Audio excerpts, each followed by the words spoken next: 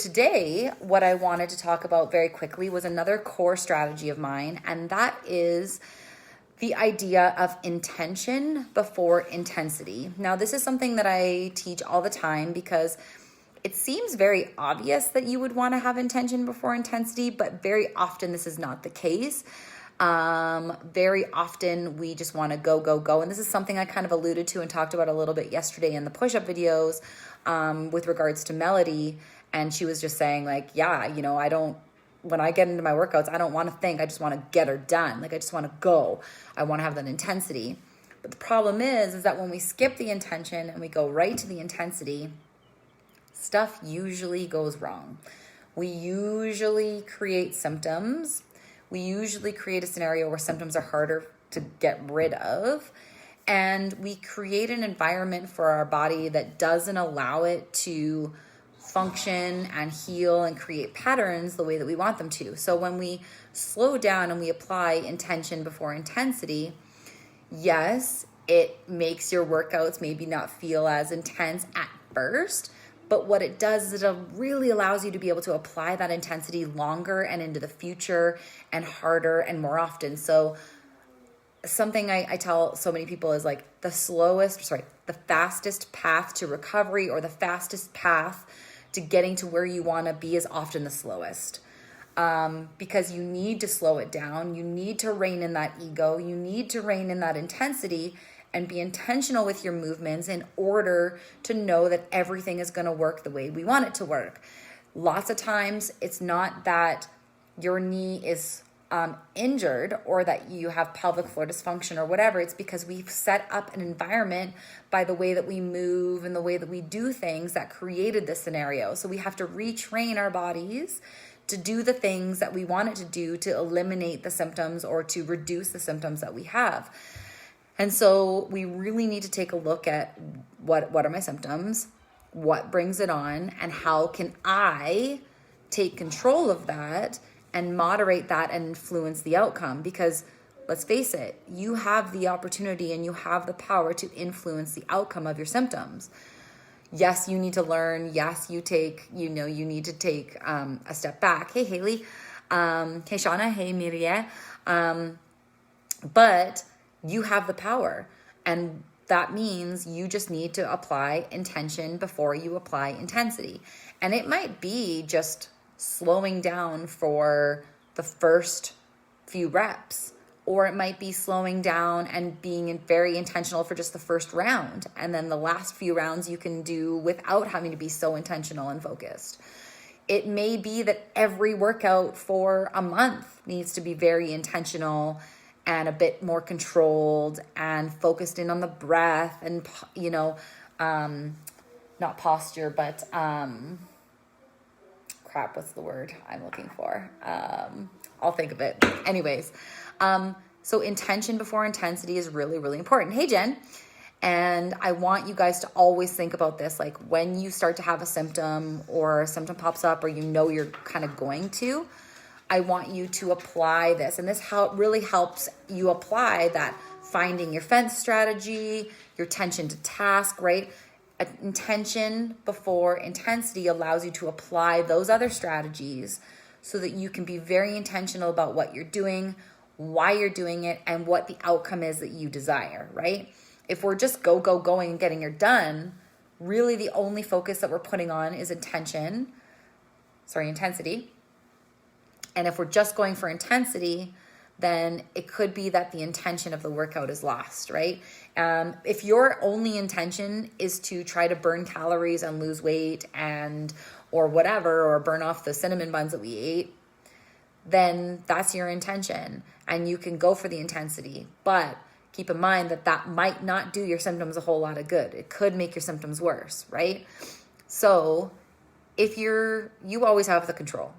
If you're okay with being symptomatic, then you're okay with being symptomatic. That's fine. But you have to understand the risks. You have to understand the long-term implications that can cause. And then you have to make the choices about how and when you want to deal with that. Most of us don't want to be symptomatic. We don't want to have pain. We don't want to be peeing our pants. We don't want to have our, insides falling out or feeling like they're going to fall out because we have a prolapse. We don't want to have future risks if we're not done having babies. We don't want to have, the risk of hitting menopause and having everything just fall apart.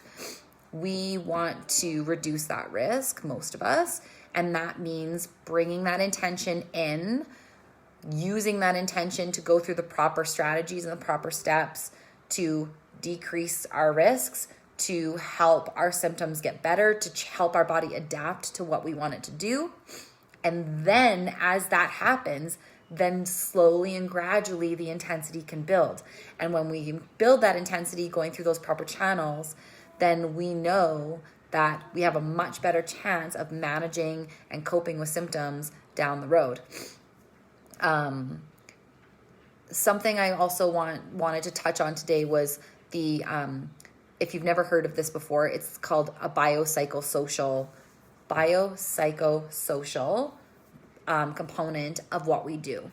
And that means that but taking away the physical aspect of everything that we talk about, so the injuries, the symptoms, how we physically feel, it's very important that you also take into account the biopsychosocial, which means what is happening in our world? What's our stress like? What stage of motherhood are we in like? What kind of sleep are we getting? What's our nutrition like? What's our family life like? What's our job life like?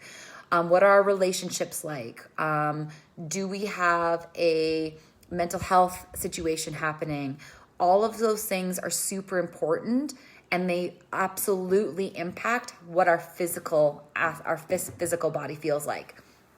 So you might be one of those people that does all the things physically right, but nothing gets better. And then it's important that you address the biopsychosocial part of your life and your world as well, because you can't have one or the other. They both work synergistically, and you have to make sure that you are considering all aspects of your life. And I've had quite a few clients where we talk about this, where just one day all of a sudden their back is just so bad, but nothing's changed. And then I say, well, what's your stress like at home right now? Or how did you sleep last night? And they'll be like, oh my God, I have so much going on. Like my kids, my husband, my job, I'm so stressed. Okay. Are you more stressed than you were last week? Absolutely. Okay. Then something has changed. The stress has changed. The impact of your social life has changed, and that does impact our physical. Our body responds without us even knowing. Our body responds to stress and to mental and physical and emotional impacts in our life. So you have to consider when you're going through these that there could be setbacks. There could be things that happen. You're like, I don't understand why this is happening. I haven't done anything. I didn't work out any harder. I didn't change things. I felt fine when I did that workout last week, and all of a sudden this week my back is killing me, or I peeing my pants more. There's more to it. Even our menstrual cycle, our hormones change the way that our symptoms can react. Our body can become more sensitive. Hormones cause laxity. They can cause tightness. There's so many different aspects of all of this that we need to consider. So if you're struggling, one day it's great, one day it's not, and you're not sure why, I want you to really start to consider the biopsychosocial part of your life and of your situation, and think about how that can do it. And a lot of times when I know that somebody's just stressed out and it's causing their pain, really what I'll ask them to do is I'll just ask them to breathe. I'll ask them to meditate. I'll ask them to relax, feel like they're weightless, floating on a cloud, all these different things. And that will be part of their session. I will turn off the lights. I will get them a cloth for their eyes. I will turn on some music, and I will have them lay in a corner of the studio or in a private room. And that will be part of their session. And a lot of times they're like, yeah, I feel so much better. And, this is, it's really, really important to address that. And this is why I love you, the fact that you talk about all of this being connected. You. I love you too, Jen. But it's really important, and it's, something that a lot of coaches still don't address and still don't talk about. Many do, and of course, like a lot of physiotherapists and chiropractors, if you go to good ones, the ones I trust, they all talk about this, because it could be what's causing things to go wrong. So I want you to to remember that relaxing and breathing and stress reduction and sleep and nourishing your body with food and water and supplements if you need them, and taking it easier during your, I think it was Ange, she was like, what do you do when your period's like on the heaviest day and you just feel like crap? I'm like, then you listen to your body, right? Like you listen to what your body's telling you and you play within that range. And if you're exhausted, then you go for a walk, or you stretch, or you meditate, or you do something that helps you feel a little bit better, brings you in some energy, but doesn't exhaust you even further, because that's not going to serve you. So you really have to look at what you're doing, why you're doing it, and is it going to serve you in the best way? Look at the risks versus the reward, and then make a decision. All right. So that is our chat for today. It's a workout day, so I can't wait to see you. There's so much about women's health that is not addressed. Exactly. And luckily, it is addressed if you find the right people. And I really feel like my network is a really great opportunity to do that. And so, I talk about it. The women that I coach with in the studio, our physiotherapists, my coaches, our massage therapists, not an osteopath, we all talk about this. And this is why I love it. We're very integrative. We're very holistic in our view on it. It's not just one thing or another. And so it's really important that I pass this along to you as often as possible, because it's also one of those things where we can tend to forget about it, right? When it's not told or talked about a lot. Hey, sis. We can forget that our stress. Sometimes we get stressed and we're just so used to being stressed that we don't even notice we're stressed, and then blah, right? So we need to be more aware, and we need to be okay with saying like, yeah, you know what? And thinking like, I'm not crazy, like there's still a lot of practitioners out there and a lot of doctors, a lot of whoever that will tell you it's all in your head, or they will tell you, no, that's not right. What you believe is not correct, or they won't hear you. They won't listen to you. And for me, I really feel like that's one of my superpowers is I listen to people. I let you guys be heard. I want you to be heard because I know what it's like to not be heard. And to me, that was one of the most detrimental things to my mental health, was feeling like I wasn't being heard. And that when I tried to talk up about it, I was made to feel like I was crazy or, over exaggerating, or letting something else have the control when I felt I had no control. And so it's super important for me to all of you to let you know that no matter what's happening, you can always speak honestly and openly and candidly. You can always be heard.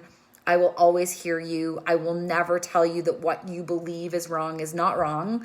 I will help you to see other possibilities, and I will help you to see why we might be able to find other options or other beliefs or whatever, but I will never make you feel like what you're saying is not right or not valid in some way. If it's what you feel, there is a validity to it. Whether the actual physiology or science behind it isn't quite there, it doesn't matter. If you have a feeling or a thought about your body, it's valid, and I need to hear it along with anybody else you go to. If they don't hear you and if they don't validate what you're saying in some way, it's best to move on, okay? I really feel that that's a huge part of it, especially for women. I had a chat with my mentor, Anthony, is running his masterclass again for the next 12 weeks. And luckily, all of us that have already taken it and graduated, we get to participate for free again, which is like so exciting, because last time I think there was 25 of us, because it was the initial beta test of the program. And now there's 90 people from all over the world. There's physiotherapists, there's coaches, there's dietitians. There is so many different women and men in this program, and I'm just so excited to learn about it. But this was a conversation we had last night. Was somebody asked about a client that was just, she said to her, you're not hearing me. You're not listening to what I'm telling you.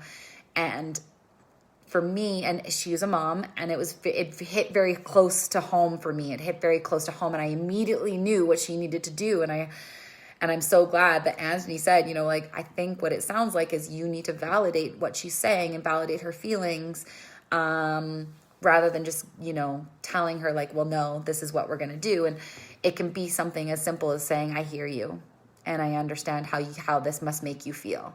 And It's important to hear that for a lot of us. So it can make the difference in us feeling shitty or feeling amazing. All right, that's it. Happy Tuesday. Get your workouts in, get your posts in. If you are catching up from last week, there's lots of content, lots of lives to watch. I want you guys to go back, listen to the strategies, listen to the talks, take notes, ask questions. If something doesn't really make sense, ask me. I love talking about this stuff, you guys. I could come on here all the time and talk about this stuff. So ask me your questions. Use me while you have me. This next 21 days is just so important for you to get everything that you need from me, so that after that, we can just like, boom, move into some new stuff. I'm so encouraged by the direction that women's health is moving in, especially postnatally. And that's because women are speaking their truth. Go women. Boom, boom, boom. I love it too. It's so amazing. And it makes me emotional and proud and strong. And it makes me feel really proud and honored to be a part of the industry that I'm in. I love it. And the people that I surround myself with professionally, I'm very particular and very stringent about who I surround myself with professionally, because there's a lot of very strong beliefs out there in the medical community. And, I've had people tell me when I open the studio that, wow, it's a pretty big leap, or pretty big stretch for a coach. Like, kind of look down on me because I'm just a coach, and yet I'm opening a studio that isn't just a gym. It's a community center and an integrative health center for women that offers so